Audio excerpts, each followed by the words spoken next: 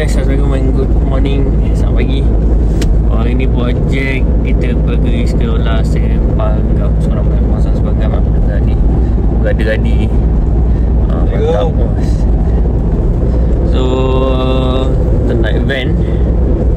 Jadi kita nak pergi jumpa member seorang, lepas tu kita masuk sekolah menengah lah. Jadi ini first time kita orang masuk sekolah menengah ni. Tak tahulah apa jadi kembali. Jumpa orang lain dah vlog hari ni. Member belakang. Mana member? Ada belakang. Oh, member dekat belakang. Oh, okay. Nanti kita jumpa member.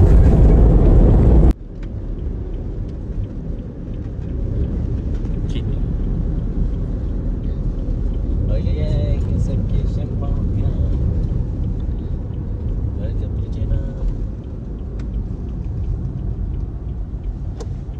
So, hari ni kita orang dah set up ready.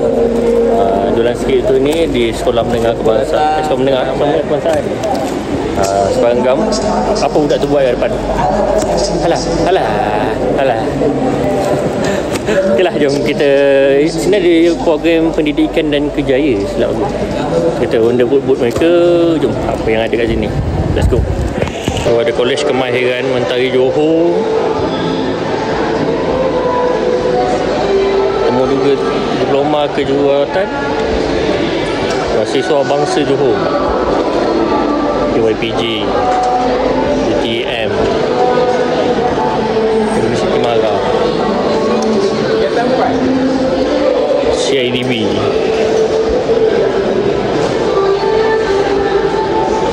Yamara,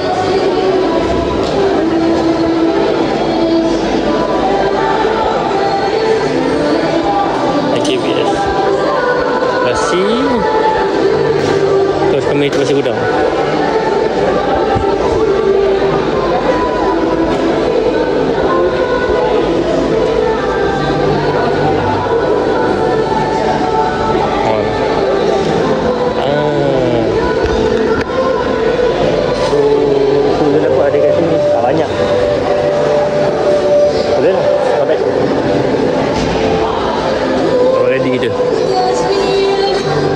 Okey dia. Makan. Awak lo. Hari ni ucapan hutang Aiman mana? Abang Aiman ucapan sikit. Saya terpaksa.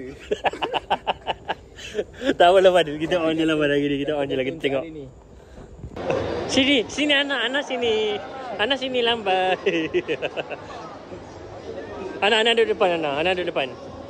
Okey, dah habis program. Adi pun muka barai. Best. Jadi apa yang kami boleh kata, bangsaan Sepanggam bagus lah budak-budak ni. Dia banyak, kata dia tak adalah macam liga nakal sangat. Tak, dia just natural, dia biasa. Orang luar pun dia macam ada respect. Berbahasa. Pandai bahasa, berbahasa lah. Itulah apa yang boleh kata. So Adi ada kata-kata. Kata-kata tu hari ni